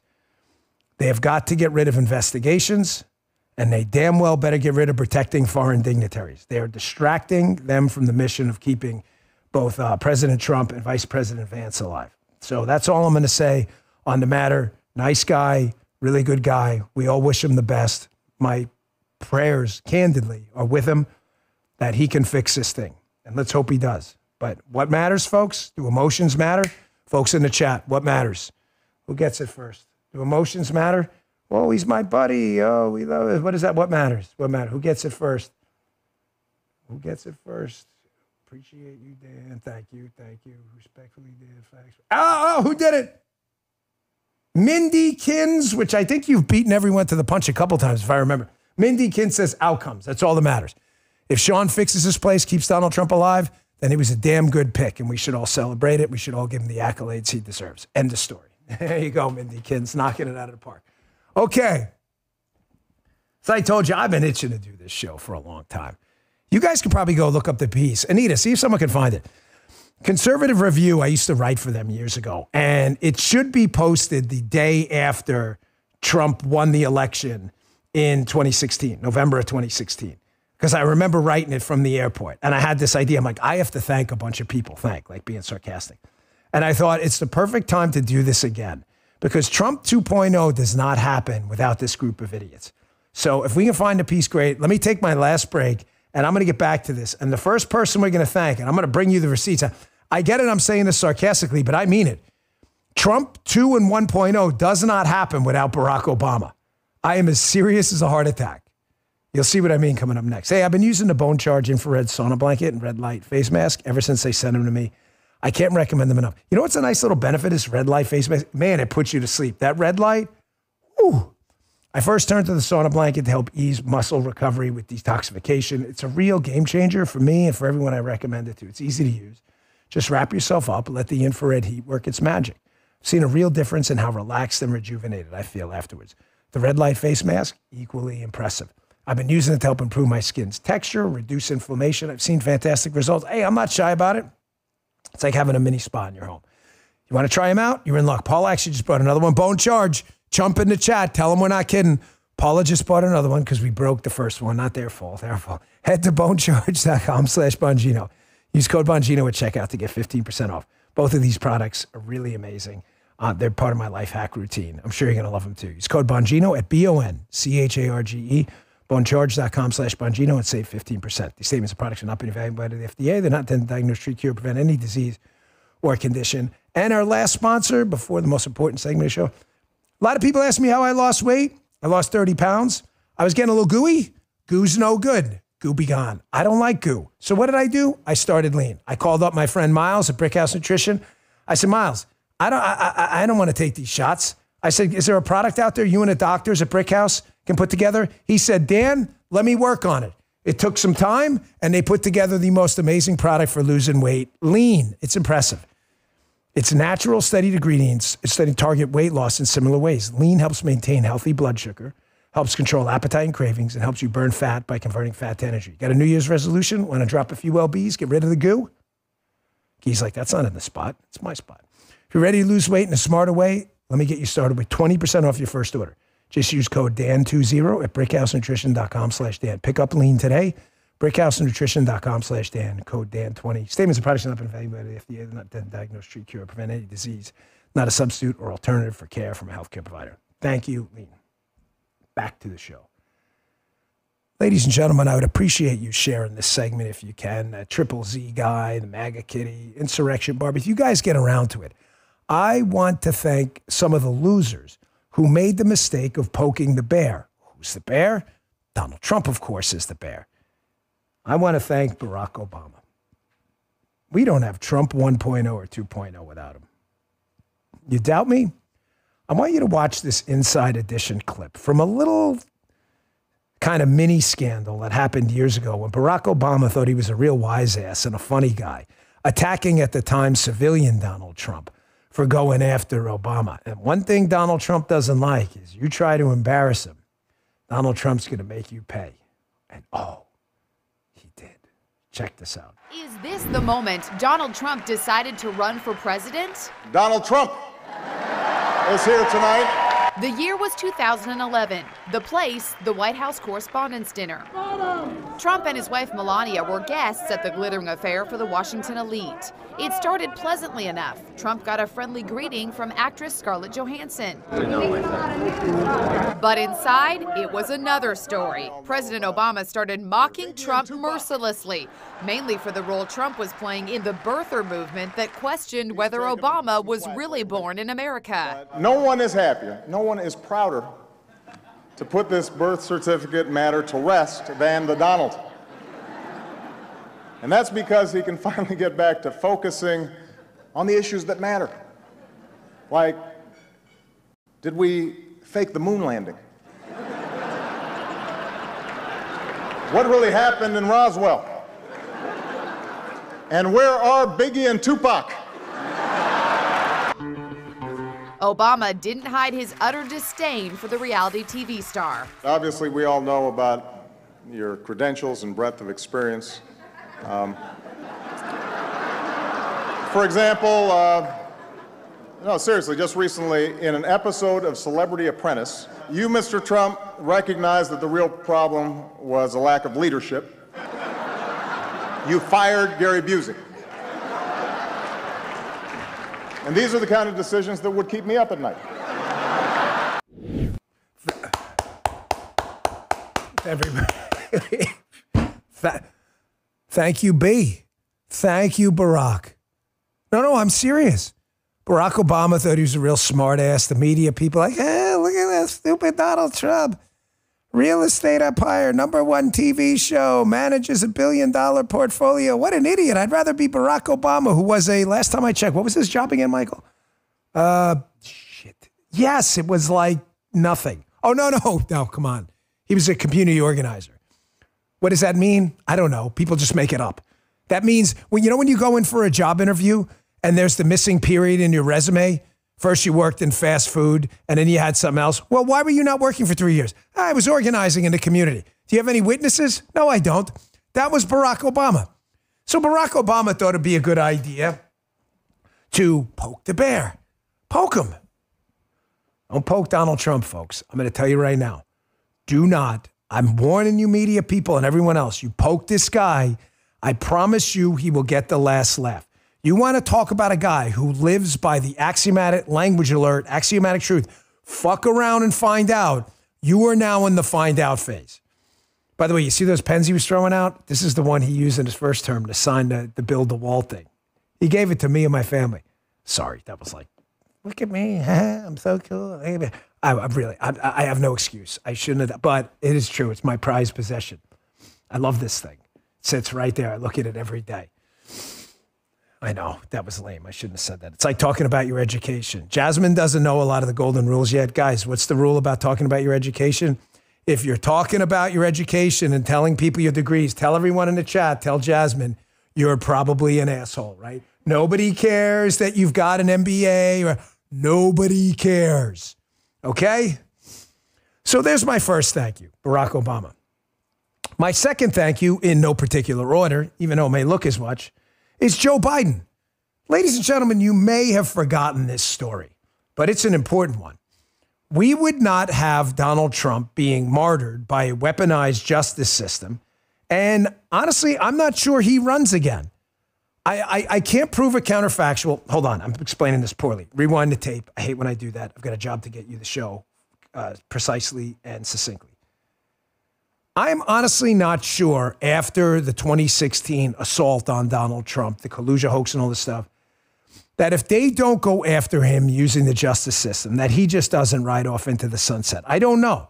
He could have made himself $1 billion.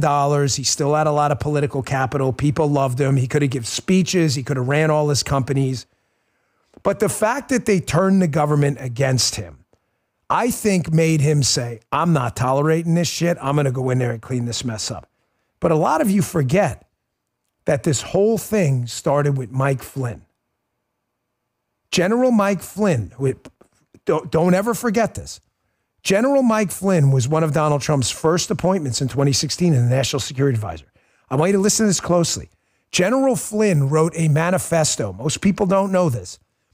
Absolutely decimating the intelligence community for all of their failures, saying, you guys are not getting it right. We're going to fix this. The intelligence community, remember Chuck Schumer? Remember what he said to Rachel Maddow? Jim, pull this for the radio show. He told Rachel Maddow, don't go after the intelligence community. They'll get you 6 different ways from Sunday. The IC said, no way Mike Flynn is going to be the National Security Advisor, so they had to take him out. Here's the thing. I'll wrap it up. They had no way to take Mike Flynn out because he'd done nothing wrong. So what happened? They made it up. They said, we're going to charge him with the Logan Act. Something never successfully charged in American history. A basically made up crime because Mike Flynn, they said, contacted the Russian ambassador, which is ridiculous. John Kerry went and visited Bashar al-Assad. Whose idea was it to charge Mike Flynn with a made up fabricated crime never successfully charged in United States history? Put it up on the screen, please, Daddy-O. Oh, yes, one Joseph R. Biden. Joe Biden may have personally raised the idea to investigate Mike Flynn. A partially blacked out copy of FBI agent Peter Strzok's notes attached to the filing includes a mention that appears to say VP, Logan Act. Round of applause for Joe Biden. Thank you, Joe. You and Barack. If it wasn't for you, we don't have Trump 2.0. I'm telling you, we don't. He may have reevaluated his entire career choice. But because you dipshits decided to go after him this way, you poked the bear. And the bear bites and scratches, and it hurts. Here's another thank you. This woman doesn't get enough gratitude from us, folks, and I'm really offended. I love you all in the chat. We got 138,000 people. Very nice, 139. Why are we not, I don't want to condemn my chatsters because you're the P1s, but why are we not more gracious to AOC? You guys have really let me down, and ladies in the chat. You should be thinking, everybody in the chat thank AOC. No, I'm serious. Thank AOC. Without AOC, the dumbest member of Congress, and her communist nonsense trying to pull the radical left-wing lunatics even farther to the left, without that, there is no way the left gets as crazy as it does, which causes a counter-revolution on the right and leads to a massive landslide for Donald Trump. And that's what it was. Everybody thanking it? Thank you. Oh, who said it? Who said it? But BP Sniper, thanks AOC. Yes, everybody should thank AOC. Thank you. Get in the chat. Thank AOC. She deserves it. She deserves some gratitude. And AOC, who again is the dumbest member of Congress, apparently, can you put the BBC article up first? Apparently missed this story where Donald Trump just won a lawsuit for $15 million because they ridiculously called him a racist. You can see it. It's in the BBC and everywhere. Trump gets $15 million, ABC News defamation case. Calling Donald Trump a rapist, I promise you, you will find yourself in court and you will lose because it's made up and you can't do that, okay? Of course, because AOC is too stupid. Here's AOC calling Donald Trump, or implying at least, that he's just that. Check this out. All these journalists are like, Congresswoman, are you going to the inauguration? Congresswoman, are you going to the inauguration? Are you going to the inauguration? Let me make myself clear. I don't celebrate rapists. So no, I'm not going to the inauguration tomorrow. Thank you, guys. Chic, AHEMO, thanks, AOC. Sunny Girl says, big, Sunny Girl 29, big thanks. Good job, AOC. Nash City Baby says, good job, AOC. You played yourself. AOC, big thank you. Yes, I'm serious. Thank her. There is no way the Democrat Party becomes as dumb as it is without this idiot pulling to the left. I'm assuming there's going to be a lawsuit coming her way. She did not say it, as far as I know, on the House floor, so I doubt she has any legal protections. So good luck. I hope you got yourself a good attorney, you freaking moron. Another big thank you, folks. I said in no particular order because I'm not sure that this guy isn't even more important than Obama. That's why I had a hard time, like, who's number one, who's number two? The answer is, I don't know. You guys decide. Chatsters, you tell me what you think. This guy may be more important than Barack Obama to getting Trump elected and Trump 2.0. Would anyone have a guess where I'm going with this? Adam Schiff, short round, says, no, close enough, but not Adam Schiff. I'll see if anybody gets it. Shifty, a lot of Shifties. No, not Axelrod. No. Don Dog, Chuck Schumer. What's that? I'll give you a hint. I'll give you a little bit of a hint. Yeah, he just got a pardon. This guy, I want to see if anybody gets it. Who did? Put him up on the screen. Shout out to our chatsters. We got to think. There we go. Who is it? Fitch Munderson. I'm just saying the names, folks. There you go. But yes. Anthony Fauci. Dr. Anthony Fauci. If it wasn't for Fauci, I'm dead serious. I'm not sure Trump even runs again. This guy, there we go, Fitchter. Good man, brother or sister. I don't know is that Lucy, my dog? In the avatar? Right, Jasmine? Is that not Lucy? That's freaking Lucy. Fitch, have you been at my house? Do we know each other? Fitch, is that like is that like some Anon name for that's my dog. I swear to you, that's Lucy. Fitch, if that's not my dog, then you got a dog that's like the doppelganger for my dog. Ladies and gentlemen, here is a Maze Moore video. We love Maze Moore, one of the best accounts on X to follow. An amazing video account, MazeMoore. Everybody in the Bongino Army should be following it. Puts in so much work to great videos. Here he is with a little compilation of Fauci, less than a minute, changing his position on just about everything. If it wasn't for this guy, I'm not sure we have this glorious inauguration day. Check this out. First of all, I didn't recommend locking anything down. And the record will show, Neil, that we didn't recommend shutting everything down. I recommended to the president that we shut the country down. And that was a very difficult decision because I knew it would have serious economic consequences, which it did. So Guy just brought up a good point. Not only do we have to, everybody in the chat, thank Fauci. Come on, get in there. You can't just thank AOC. Thank Fauci, Dr. Fauci. But Guy just brought up a good point. There's no question in my mind the election doesn't turn out. Trump probably would have won, but does he win in the landslide without these idiots? The answer is I'm not really sure. But Guy's like, Dan, you know what? We really owe him a debt of gratitude too, because this guy has been an absolute cornucopia of content for the last, 4 years? I mean, if there's one guy outside of Mr. Potato Head, Brian Stelter, who has fed this show an endless list of content we can mock and laugh at, I don't know who else wins. So Guy's right. Not just for Donald Trump, but for us. Everybody thanking him. Follow me. Thank you. Speak the Truth, McGroin. Pin that. Follow Maze Moore. Speak the Truth's been getting involved here too a lot. We got these McGroin crew. You're always all over it. Okay, I've got a couple more for you. One person, again, who deserves some special accolades from the legal side. We've got a doctor. We've got a vice president. We've got a president. We've got a member of Congress. Shame on us if we don't enter the legal profession and start to pull people out of the DOJ. Folks, if deranged Jack Smith, of course, the special tyrant investigating Donald Trump for a fake crime he made up for a fake insurrection, if Jack Smith does not drop another L, which he did, remember, this guy's lost at the Supreme Court more than most qualified lawyers will ever see the Supreme Court in their lifetime. If Jack Smith doesn't do what he did prosecuting Donald Trump, I'm not sure, again, we win in the exact dynamic we won with. Here's an MSNBC segment quickly where we note Jack Smith was not given a pardon. So just kind of to parlay back to the beginning of the show, I have no problem with Donald Trump investigating Jack Smith either, and you shouldn't either. But Jack Smith doesn't have a pardon. But you deserve a lot of thanks, too. Thanks, Jack Smith, in the chat. Check this out. Of clemency. I hope that President Biden will also issue preemptive pardons to all of those people threatened by the injustice of what will become the Department of Justice in the Trump administration. That, of course, includes Jack Smith and all of his staff, many Department of Justice lawyers. It includes President Biden himself.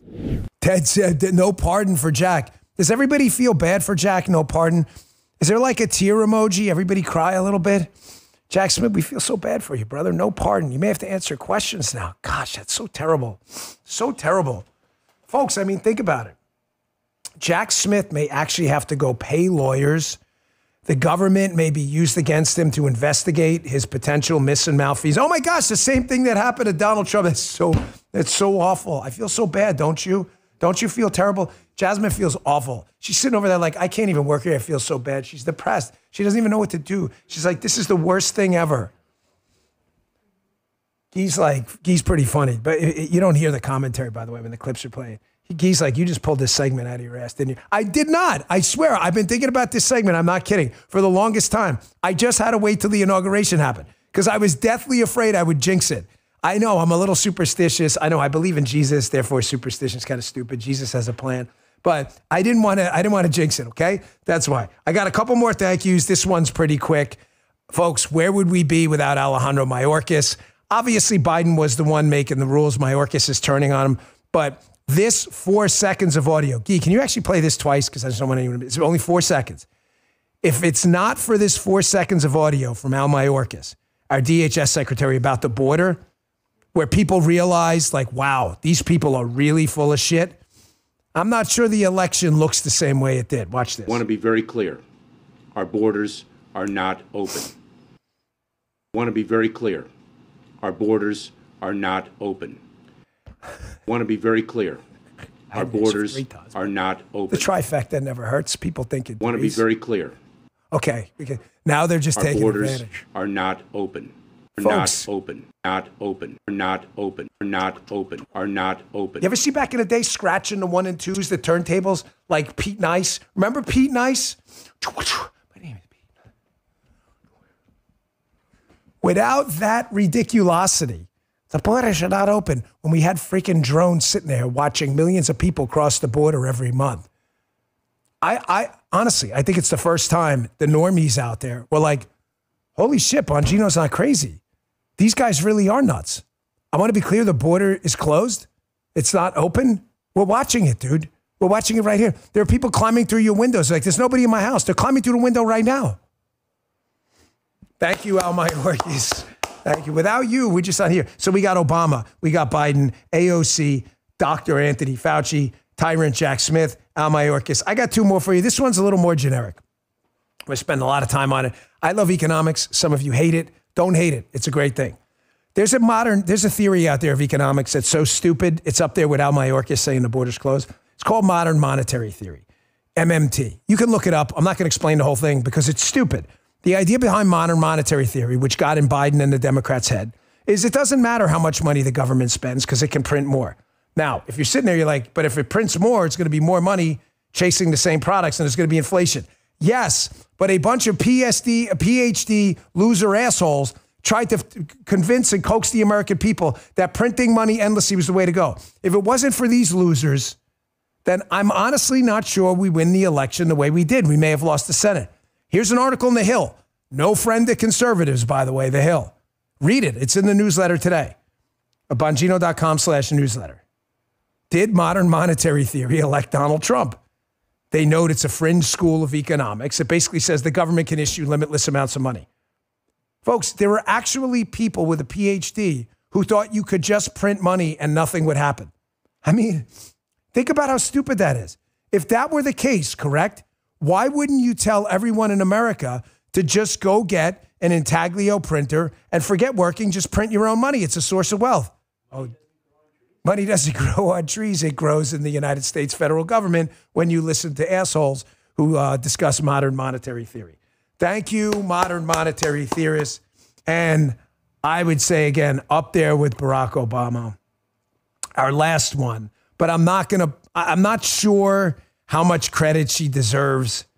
We can't do a segment without, of course, thanking the great, the legend. Thank her right now in the chat. This will be the last thank you, but I want this chat on the record forever. I want you all on the record thanking Kamala Harris, as we see in the Telegraph, from running potentially the worst presidential campaign in modern American history. Again, this is the Telegraph, no friend to conservatives.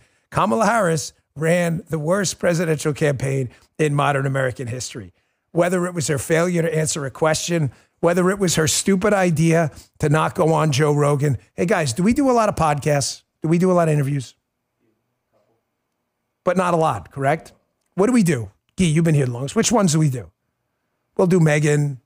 We'll do Ben Shapiro. Once in a blue moon. We don't do a lot of podcasts. It's just because I have a kid at home. We don't have a lot of time.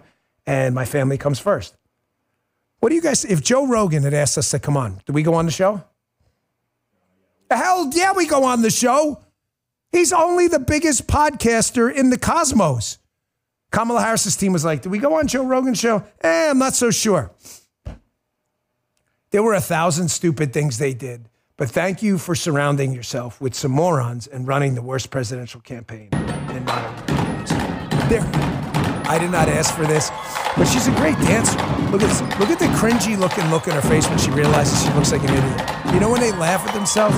Look at her. Here she is. He loves this clip, by the way. He plays it all the time. I still don't understand your obsession with this ridiculous clip. That was her announcement of her presidential campaign. The first time when she got how many votes for president? That's right. 0, a big goose egg. Thank you, Kamala Harris. All right, I got a couple other things I want to talk about. Please don't go anywhere. It's important stuff. Did you guys, folks in the chat, did you guys like that segment or was it stupid? Because the show is for you. If a segment is dumb, I'll never repeat it again. I swear, like the show is for you guys. I mean it from the bottom of my heart. I've been wanting to do that for a long time. Did you like it? Let me see. Folks in the chat. If you didn't like it, let me know. Lady Hawk, absolutely 100%. Okay, thank you guys. I appreciate it. I really thought we had to do that. Yes, okay, cool. You guys are the best. Okay, back to serious news because we still got some time with you here. And I will be doing the radio show today. My daughter's okay, so don't sweat that. Folks, Donald Trump is not screwing around with the Russians. There is a theory of international geopolitics out there. It's called the crazy man theory, the madman theory. You can look it up. I've described it before. It very simply states that when international leaders with a lot at stake, i.e. like nuclear war, when they can't predict the actions of the other side, that they'll generally withhold crossing red lines. I'll give you an example to kind of make it real. One of the reasons for as tyrannical and disgusting and evil as Kim Jong-un is, and Kim Jong-il and their predecessor, Kim Il-sung, all of them. One of the reasons, despite this tiny, impoverished country, people don't just invade North Korea is because Kim Jong-il is so freaking crazy that they're legit afraid he's going to launch a nuclear weapon. It's called the madman theory of politics. It's not meant to be an insult. Well, with Kim Jong-il, I don't care if you insult me, he's a scumbag. But, folks, people cannot predict Donald Trump. So he sends this out on True Social last night about Russia. He's like, hey, bro, listen, Vladimir, you better get this ridiculous war over. All caps, it's only going to get worse. If we don't make a deal soon, I have no choice but to put together tariffs, sanctions, and taxes on anything being sold in Russia and the United States. Ladies and gentlemen, he is not kidding. I promise you. And Vladimir Putin, if you think this guy is predictable and you think he won't make your life painful, you are out of your mind. I'm not here to give the Russians freaking advice. I share nothing in common with them, but I am here to protect the United States. And if you want this shit to end and you guys don't want to be thrown out of office, Putin, I suggest you listen to him. On a lighter note, folks, Democrats like AOC and others are obviously not that bright. I mean, why would you be a Democrat or a liberal in the first place? But one of the things you expect from liberals, wouldn't you say, guys, is at least the ability to spell basic words. Does anybody know how to spell the word eagle? Anyone? Anyone in the chat? It's a very complicated word. It's kind of like decusation of the pyramids or something like that. Like it's a really difficult thing to kind of spell out, right? Some people screw up spelling Massachusetts. Here is the mayor of Philadelphia, very happy about the football team. Did you guys see this? This is not AI. She's the mayor of Philadelphia. Listen to her get the Eagles chant going and listen to her precise spelling of eagle, or in her case, E-L-G-S-E-S, Eagles! Let's go, Birds! Oh, dude. All right, guys in the chat. Folks in the chat, Guy's saying this is an early candidate. For, the end of the year, we put together our top 10, top 15 of the year.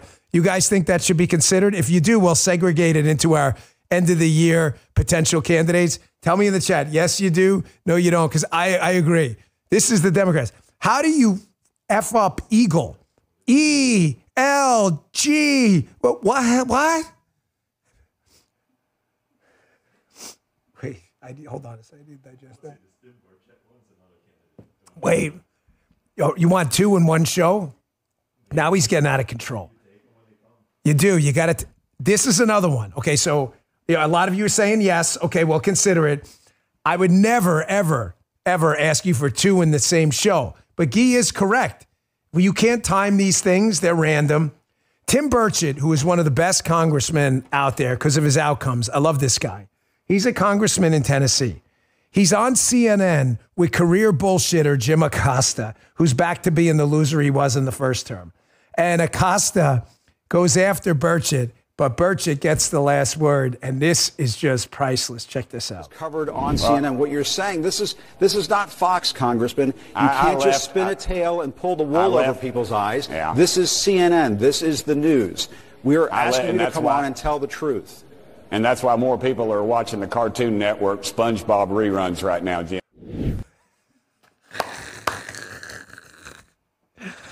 The verdict is in. Jim Acosta just got his ass handed to him. Is this a Maze Moore clip too?